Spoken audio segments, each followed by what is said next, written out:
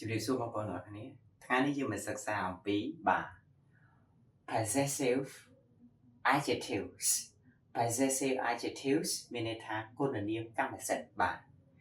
គុណនាមកម្មសិទ្ធិគឺជាពាក្យសម្រាប់បង្ហាញកម្មសិទ្ធិបាទហើយគុណនាមកម្មសិទ្ធិមានចំនួន7ណានេះបងប្អូនបាទមាន my របស់ខ្ញុំ your របស់អ្នក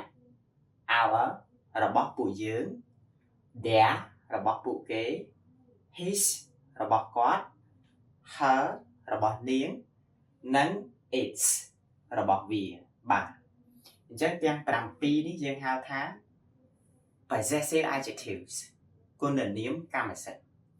អញ្ចឹងបងប្អូនកន្លែងទៅមើលប្រយោគឧទាហរណ៍នៅស្លាយបន្តនេះណានេះ This is my father This is my father នេះជាឪពុករបស់ខ្ញុំអញ្ចឹងពាក្យ my កន្លែងនេះគឺរបស់ខ្ញុំបានន័យថាជាកម្មសិទ្ធិរបស់ខ្ញុំអញ្ចឹងណាបាទមួយទៀត These are your books These are your books ទាំងនេះជាសៀវភៅរបស់អ្នក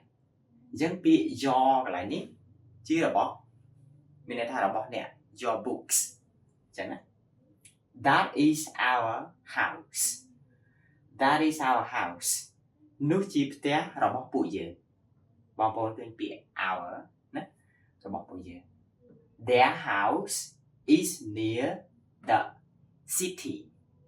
Their house is near the city មានន័យថាផ្ទះរបស់ពួកគេនៅជិតទីក្រុងអញ្ចឹង their កន្លែងនេះជាកម្មសិទ្ធិរបស់ពួកគេអញ្ចឹងណា Those are his cars Those are his cars ទាំងនោះជាឡានរបស់គាត់ his បងប្អូនឃើញពាក្យ his មួយទៀត her coat is black her coat is black អាវរបស់នាងគឺពណ៌ខ្មៅអញ្ចឹង her កន្លែងនេះគឺកម្មសិទ្ធិរបស់នាងហ្នឹងណា The cat is eating its food The cat is eating its food មានន័យថាឆ្មាញ៉ាំឆ្មាស៊ីចំណីរបស់វាណា its កន្លែងនេះគឺរបស់វាហ្នឹងហើយ its food អាហាររបស់វាហ្នឹងហើយណាអញ្ចឹងខ្ញុំសរុបជូនបងប្អូនទាំង7ហ្នឹងគឺហៅវាថាគុណនាមកម្មសិទ្ធិហើយប្រើវាសម្រាប់បង្ហាញអំពីកម្មសិទ្ធិបាទសូមអរគុណចំពោះបងប្អូនដែលចង់សិក្សាអាច comment ពាក្យថារៀននៅខាងក្រោមវីដេអូ Follow for more